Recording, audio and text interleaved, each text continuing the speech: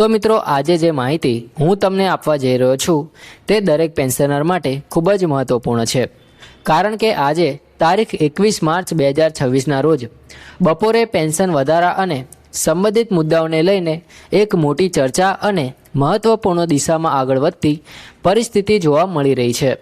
તો મિત્રો આ વિડીયો તમે અંત સુધી ચોક્કસ જોતા રહેજો, કારણ કે આજે આપણે ડીએ વધારો, બાકી ચૂકવણી, 8મું પગાર પંચ અને પેન્શનરો માટેના ભવિષ્યના મહત્વપૂર્ણ નિર્ણયો વિશે વિગતવાર ચર્ચા કરવાના છીએ।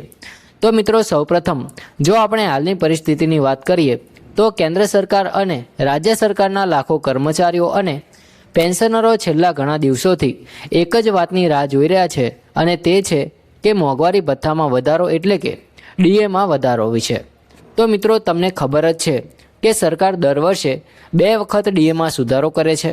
એક સુધારો જાન્યુઆરીથી જૂન સમયગાળા માટે કરવામાં આવે છે અને બીજો સુધારો જુલાઈથી ડિસેમ્બર માટે કરવામાં આવે છે।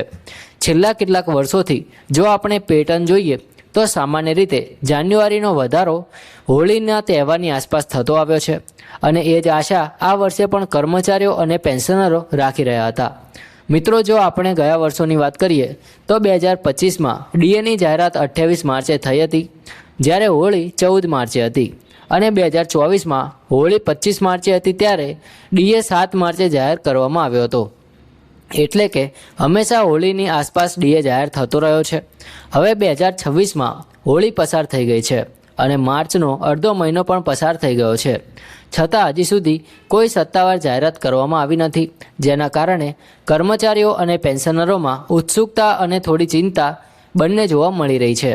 હવે મિત્રો સૌથી મહત્વપૂર્ણ મુદ્દો એ છે કે આ વખતે ડીએમાં કેટલો વધારો થઈ શકે। તો મિત્રો હાલ જે એઆઈસીપીઆઈ ઇન્ડેક્સ અને મોંઘવારીના આંકડા સામે આવી રહ્યા છે તે મુજબ આશરે 2% વધારો થવાની શક્યતા વ્યક્ત કરવામાં આવી રહી છે। હાલનો ડીએ 58% છે, અને જો તેમાં 2%નો વધારો થાય તો નવો ડીએ 60% થઈ જશે। હવે મિત્રો તમને સરળ રીતે સમજાવું તો જો કોઈ કર્મચારીનો બેઝિક પગાર 18,000 રૂપિયા છે તો હાલમાં તેને 10,440 રૂપિયા ડીએ મળે છે, અને જો ડીએ 60% થાય છે તો તેને આશરે 10,800 રૂપિયા મળશે। એટલે કે દર મહિને લગભગ 360 રૂપિયાનો વધારો જોવા મળશે। આ જ રીતે પેન્શનરો માટે પણ સીધો લાભ મળશે। હવે મિત્રો એક ખૂબ જ મહત્વપૂર્ણ પ્રશ્ન એ છે કે આ વધેલો ડીએ માર્ચના પગાર અથવા પેન્શનમાં મળશે કે નહીં। તો મિત્રો અહીં સમજવું જરૂરી છે કે જ્યારે પણ સરકાર ડીએમાં વધારો જાહેર કરે છે ત્યારે તેની પ્રક્રિયા થોડી લાંબી હોય છે। સૌપ્રથમ કેબિનેટમાં નિર્ણય લેવાય છે, ત્યારબાદ તેની સત્તાવાર નોટિફિકેશન બહાર પાડવામાં આવે છે, ત્યારબાદ અલગ અલગ વિભાગો તેને અમલમાં મૂકે છે, અને અંતે બેન્કો પગાર અને પેન્શન અપડેટ કરે છે। આ સમગ્ર પ્રક્રિયામાં થોડો સમય લાગી શકે છે, તેથી જો હવે જાહેરાત થાય તો પણ તેની સીધી અસર માર્ચના પગાર પર જોવા મળવાની શક્યતા ઓછી છે। મિત્રો વધુ શક્યતા એ છે કે એપ્રિલના પગાર અને પેન્શન સાથે તમને વધેલો ડીએ મળશે, અને સાથે સાથે જાન્યુઆરી, ફેબ્રુઆરી અને માર્ચના 3 મહિના માટેનો બાકી એરિયર્સ પણ તમને આપવામાં આવશે। એટલે કે એક સાથે સારો મોટો એવો લાભ તમને મળી શકે છે। આ સમાચાર ખરેખર પેન્શનરો માટે રાહતરૂપ બની શકે છે। હવે મિત્રો આગળ વધીએ, આપણે એક ખૂબ જ મહત્વપૂર્ણ મુદ્દા પર ચર્ચા કરીએ, અને તે છે 7મું પગાર પંચ અને 8મું પગાર પંચ। તો મિત્રો 7મા પગાર પંચનો કાર્યકાળ 31 ડિસેમ્બર 2025ના રોજ પૂર્ણ થઈ ગયો છે। હવે સરકાર 8મા પગાર પંચ પર કામ શરૂ કરી ચૂકી છે, પરંતુ તેનો અંતિમ અહેવાલ આવવામાં હજુ આશરે 14 થી 18 મહિના લાગી શકે છે। એટલે કે હાલ તાત્કાલિક કોઈ મોટો ફેરફાર થવાની શક્યતા નથી, અને તેથી કર્મચારીઓ અને પેન્શનરો માટે સૌથી મોટો આધાર ડીએનો વધારો જ છે। મિત્રો અહીં એક વધુ મહત્વની માંગ ચાલી રહી છે, અને તે છે ડીએને મૂળ પગારમાં મર્જ કરવાની માંગણી। તો ઘણા કર્મચારી સંગઠનો લાંબા સમયથી માંગ કરી રહ્યા છે કે જ્યારે ડીએ 50% પાર કરી જાય ત્યારે તેને બેઝિક પગારમાં મર્જ કરી દેવું જોઈએ। આ માંગ 8મા પગાર પંચ માટે પણ મોકલવામાં આવી હતી, પરંતુ હાલ સુધી તેમાં કોઈ સ્પષ્ટ નિર્ણય લેવામાં આવ્યો નથી। જો આવું થાય છે તો કર્મચારીઓ અને પેન્શનરો માટે મોટો લાભ થઈ શકે છે, કારણ કે તેમના કુલ પગાર અને પેન્શનમાં કાયમી વધારો થઈ શકે। મિત્રો, હવે આપણે વાત કરીએ કે આગળ શું અપેક્ષા રાખવી જોઈએ તેના વિશે. તો હાલની પરિસ્થિતિ અને ગયા વર્ષોના ટ્રેન્ડને જોતા એવું લાગી રહ્યું છે કે ટૂંક સમયમાં સરકાર ડીએમાં વધારો જાહેર કરી શકે છે. ભલે થોડી મોડાશ થઈ હોય, પરંતુ જાહેરાત થવાની સંપૂર્ણ શક્યતા છે. અને જો 2% વધારો થાય તો તેનો સીધો લાભ લાખો કર્મચારીઓ અને પેન્શનરોને મળશે. મિત્રો, આ તમામ માહિતીમાંથી એક વાત સ્પષ્ટ થાય છે કે ભલે થોડો સમય લાગી રહ્યો છે, પરંતુ સરકાર તરફથી સકારાત્મક સમાચાર આવવાની શક્યતા ઘણી વધારે છે. ખાસ કરીને એપ્રિલ મહિનો પેન્શનરો માટે મહત્વનો બની શકે છે, કારણ કે તે સમયે વધેલો ડીએ અને બાકી ચૂકવણી બંને મળી શકે છે. જેમાં આ વય જૂથના પેન્શનરો માટે પેન્શનમાં નોંધપાત્ર વધારો જાહેર કરવામાં આવ્યો છે. હવે આ વધારો કેટલો છે, કોને મળશે અને કઈ રીતે મળશે, અને તેની સંપૂર્ણ ગણતરી કઈ રીતે રહેશે, આ બધી જ બાબતો આપણે આ વિડીયોમાં ખૂબ જ સરળ ભાષામાં સમજવાના છીએ અને વિગતવાર સમજવાના છીએ. તેથી મિત્રો, આ વિડીયોને અંત સુધી જરૂરથી જોતા રહેજો, કારણ કે અંત સુધી જોવાથી જ તમને સંપૂર્ણ સમજ મળશે અને કોઈ ગેરસમજ નહીં રહે. તો મિત્રો, સૌથી પહેલાં વાત કરીએ કે આ 62 થી 71 વર્ષના પેન્શનરો માટે જે વધારો જાહેર કરવામાં આવ્યો છે તે કેમ મહત્ત્વનો છે. તો આપણે બધા જાણીએ છીએ કે નિવૃત્તિ પછી જીવનમાં સૌથી મોટો આધાર હોય છે પેન્શન.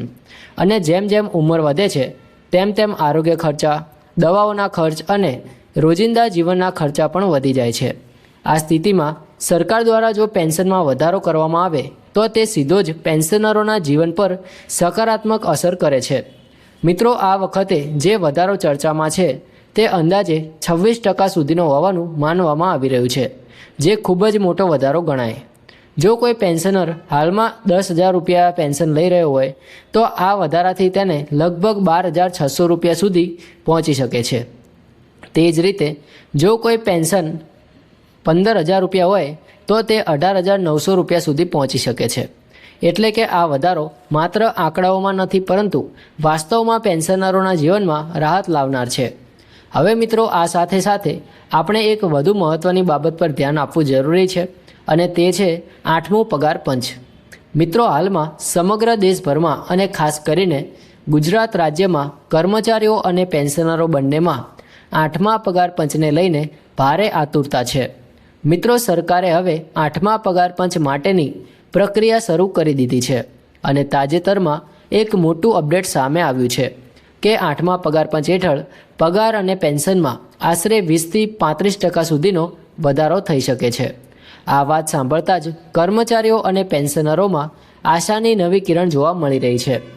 મિત્રો, અહીં એક મહત્ત્વપૂર્ણ મુદ્દો એ પણ છે જેને આપણે સમજવો જરૂરી છે, જે છે ફિટમેન્ટ ફેક્ટર.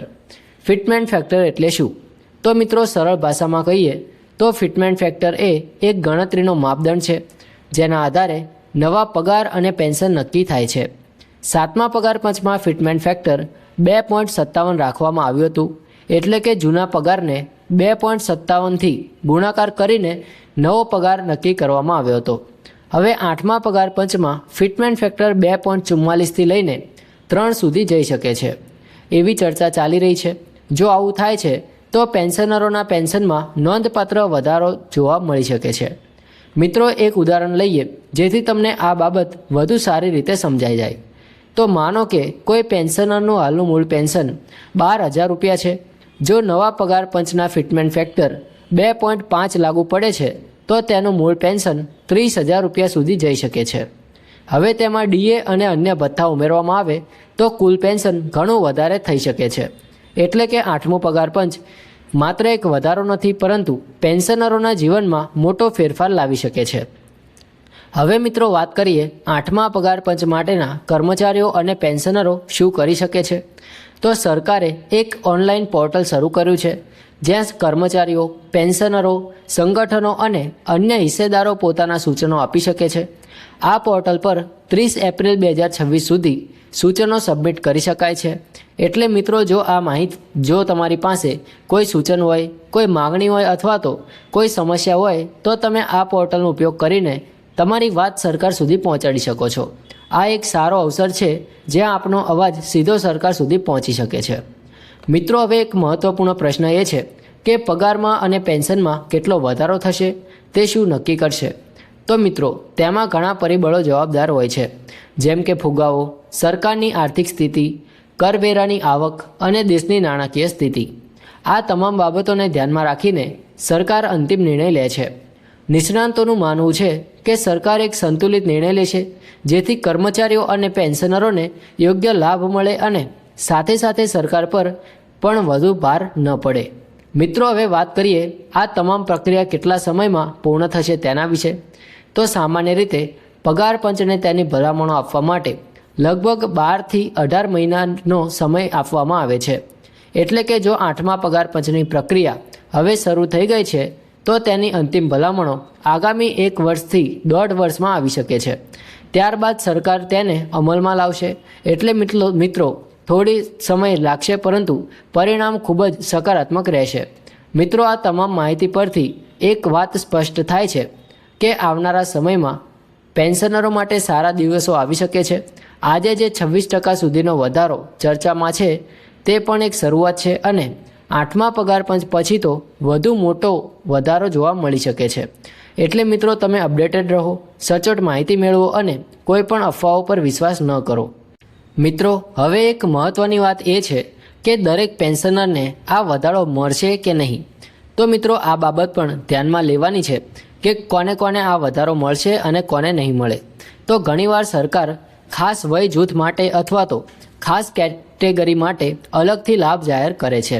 જેમ કે હાલ 62થી 71 વર્ષની વયના પેન્શનરો માટે જે ચર્ચા ચાલી રહી છે તેમાં ખાસ કરીને આ વય જૂથને વધુ રાહત આપવા માટે નિર્ણય લેવામાં આવે છે. કારણ કે આ ઉંમરે આરોગ્ય સંબંધિત ખર્ચાઓ વધુ હોય છે અને આવકનો એકમાત્ર આધાર પેન્શન જ હોય છે. તેથી મિત્રો, જો તમે આ વય જૂથમાં આવો છો તો ચોક્કસપણે આ સમાચાર તમારા માટે ખૂબ જ મહત્ત્વના છે. મિત્રો, હવે આપણે પ્રેક્ટિકલ ઉદાહરણથી સમજીએ. તો માનો કે કોઈ પેન્શનર ભાઈનું હાલનું કુલ પેન્શન 20,000 રૂપિયા છે. હવે જો તેમાં 26% વધારો થાય છે તો લગભગ 5200 રૂપિયાનો વધારો થશે અને તેમનું પેન્શન 25,200 રૂપિયા થઈ જશે. હવે આ માત્ર મૂળ પેન્શન પર આધારિત ગણતરી છે. જો તેમાં ડીએ પણ ઉમેરવામાં આવે તો કુલ રકમ વધુ થઈ શકે છે. એટલે મિત્રો, આ વધારો માત્ર આંકડામાં નથી પરંતુ તમારી જીવનશૈલીમાં સુધાર લાવનારો પણ છે. મિત્રો, એક વધુ મહત્ત્વની વાત એ છે કે ઘણા પેન્શનરોને પોતાની પેન્શનની સંપૂર્ણ ગણતરી સમજાતી નથી. તેઓ માત્ર ખાતામાં આવતા પૈસા પર ધ્યાન આપે છે પરંતુ તેમાં કેટલો મૂળ પેન્શન છે, કેટલો ડીએ છે અને અન્ય ભથ્થા કેટલા છે તે પણ સમજવું એટલું જ જરૂરી છે. જો તમને આ બાબતોની સમજણ હશે તો તમે કોઈ પણ વધારાની ગણતરી સરળતાથી કરી શકશો અને કોઈ પણ ગેરસમજથી બચી શકશો. મિત્રો, હવે આપણે એક મહત્ત્વનો પ્રશ્ન એ છે કે શું તમે આ માહિતીથી અપડેટેડ રહો છો? તો ઘણા લોકો એવા હોય છે જે ફક્ત અફવાઓ પર વિશ્વાસ કરે છે અને પછી ગેરસમજમાં પડી જાય છે. તેથી મિત્રો, હંમેશા વિશ્વસનીય સ્ત્રોતોમાંથી જ માહિતી મેળવો